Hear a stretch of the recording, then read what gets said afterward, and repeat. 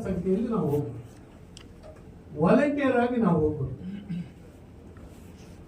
ನಾನು ಹೇಳಿದಾಗಲೇ ಇನ್ನು ನೂರಾರು ಜನ ಇಂಥದ್ದು ಉದಾಹರಣೆಗಳನ್ನು ಕೊಡಬಲ್ಲರು. ಅವರೆಲ್ಲರೂ ಕೂಡ ಕಾಣುವಂಥ ಅಭಿವೃದ್ಧಿ, ಯಡಿಯೂರಪ್ಪನವರ ಈ ಧೈರ್ಯದ ನಡವಳಿಕೆ ಇವೆಲ್ಲವೂ ಕೂಡ ನಾವು ಅನುಭವಿಸಿದ್ದೇವೆ. ಆದ್ದರಿಂದ ಶಿವಮೊಗ್ಗ ಜಿಲ್ಲೆಯಿಂದ ಬಹಳ ದೊಡ್ಡ ಸಂಖ್ಯೆಯಲ್ಲಿ ಈಗಾಗಲೇ ಮೊನ್ನೆ ನಮ್ಮ ಹೇಳಿದ್ರು 60,000 ಜನ ಜಿಲ್ಲೆಯಿಂದ ಭಾಗವಹಿಸ್ತಾ ಇದ್ದೀವಿ ಅಂತ. ಎಲ್ಲ ಸ್ವಾಮೀಜಿಯವರಿಗೆ, ಮಠಾಧೀಶರಿಗೆ ಈಗಾಗಲೇ ನಮ್ಮ ರಾಜ್ಯದ ಅಧ್ಯಕ್ಷರ ಪರವಾಗಿ ನಾವು ಹೋಗಿ ಇನ್ವಿಟೇಷನ್ ಅನ್ನು ಕೊಟ್ಟಿದ್ದೇವೆ. ಅವರು ಕೂಡ ಹೊರಡ್ತಾ ಇದ್ದಾರೆ. ಎಲ್ಲ ಸಮುದಾಯದ ಮಠಾಧೀಶರು ಎಲ್ಲರೂ ಕೂಡ ಭಾಗವಹಿಸುವಂಥ ಒಂದು ದೊಡ್ಡ ಸಮಾವೇಶ ಅದು. ಹಾಗಾಗಿ ನನ್ನ ವಿನಂತಿ, ಈ ಮಾಧ್ಯಮದ ಮೂಲಕ ಇಡೀ ಜಿಲ್ಲೆಯ ಜನ ಈ ಸಂದರ್ಭದಲ್ಲಿ ಇಂಥ ಒಂದು ಅವಕಾಶವನ್ನು ಕಳ್ಕೊಳ್ಳೋದೇ, ಇಂಥ ಸಂದರ್ಭದಲ್ಲಿ ಯಡಿಯೂರಪ್ಪನವರಿಗೆ ಒಂದು ಕೃತಜ್ಞತೆ ಅರ್ಪಿಸುವಂಥ. ನಾವೇನು ಬೇರೆ ದುಡ್ಡು ಕೊಡೋದಿಲ್ಲ, ಕಾಸು ಕೊಡೋದು. ಬೆಳಗ್ಗೆಯಿಂದ ಸಂಜೆವರೆಗೆ ಒಂದು ದಿನ ಈ ಸಮಾವೇಶಕ್ಕಾಗಿ ತಂದಿಟ್ಟು ನಾವು ಹೋಗುವಂಥದ್ದು, ಭಾಗವಹಿಸುವಂಥದ್ದು, ಇಷ್ಟನ್ನಾದರೂ ಕೂಡ ನಾವು ಮಾಡುವಂಥದ್ದು ನಮ್ಮ ಕರ್ತವ್ಯ ಅಂತ ಹೇಳಿ ನಾನು ಭಾವಿಸ್ತೇನೆ. ತಮ್ಮ ಮೂಲಕ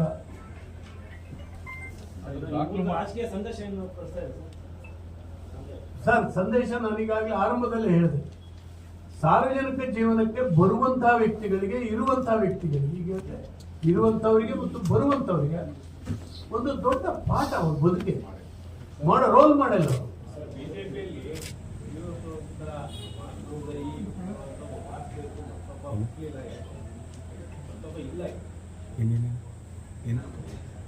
ಹಾಗೆ ಹೇಳಕ್ಕಾಗೋದಿಲ್ಲ.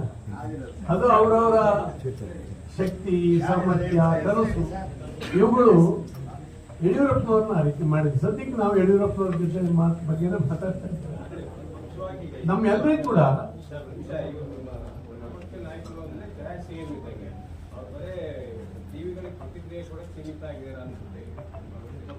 ಕೆಲಸ ಮಾಡ್ತಾ ಇದ್ದೀವಿ. ಆದ್ರೆ ಇವತ್ತು ಕಾಂಗ್ರೆಸ್ ಸರ್ಕಾರ ವಿರೋಧ ಪಕ್ಷದ ಮಾತಿಗೆ, ಇದಕ್ಕೆ ಸ್ಪಂದಿಸುವಂತ ಲಕ್ಷಣಗಳು ಒಂದು ಕಾಣಿದೆ. ಆದ್ರಿಂದ ನನ್ನ ವಿನಂತಿ ಇಷ್ಟೇ, ದಯವಿಟ್ಟು ಇಡೀ ಜಿಲ್ಲೆಯ ಮಹಾಜನತೆಗೆ ನಾನು ಕರೆ ಕೊಡ್ತಾ ಇದ್ದೀನಿ. ನೀವು ಕೂಡ ಮಾಧ್ಯಮದವರು ಕೂಡ ದಯವಿಟ್ಟು ಅವತ್ತು ಬರಬೇಕು, ಭಾಗವಹಿಸಬೇಕು. ಆ ಯಶಸ್ಸಿನಲ್ಲಿ ನಮ್ಮ ಪಾಲು ಇರಲಿ ಅಂತ ಹೇಳಿ ನಾನು ಈ ಸಂದರ್ಭದಲ್ಲಿ ಹಾರೈಸ್ತಾ ನಾನು ಮಾತಾಡ್ತೀನಿ. ಪತ್ರಿಕಾ ಸ್ನೇಹಿತರು, ಮಾಧ್ಯಮದ ಎಲ್ಲ ಸ್ನೇಹಿತರು ಕೂಡ ದಯವಿಟ್ಟು ಬಂದು ಭಾಗವಹಿಸಬೇಕು.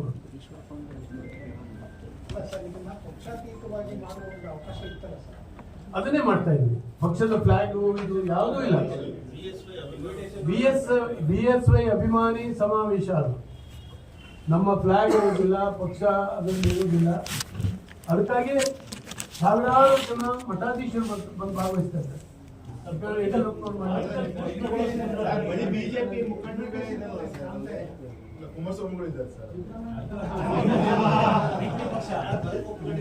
ನೋಡಿ, ಎಲ್ರಿಗೂ ಕರೆ ಹೋಗುತ್ತೆ. ಅವತ್ತು ವೇದಿಕೆ ಮೇಲೆ ನೋಡಿ ಆಮೇಲೆ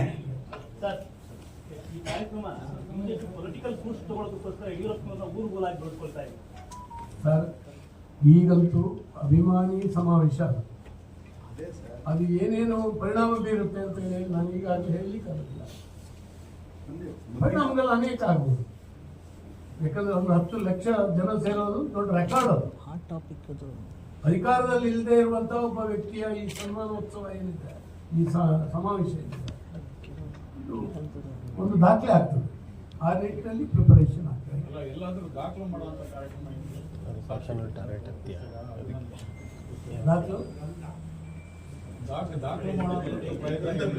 ಗ್ರಂಥ ಬಿಡುಗಡೆ ಇದೆ. ಅವರ ಬದುಕಿನ ಇದು ಕೂಡ ಬಿಡುಗಡೆ ಆಗುತ್ತೆ. ಸೊ ಧನ್ಯವಾದಗಳು. Thank you.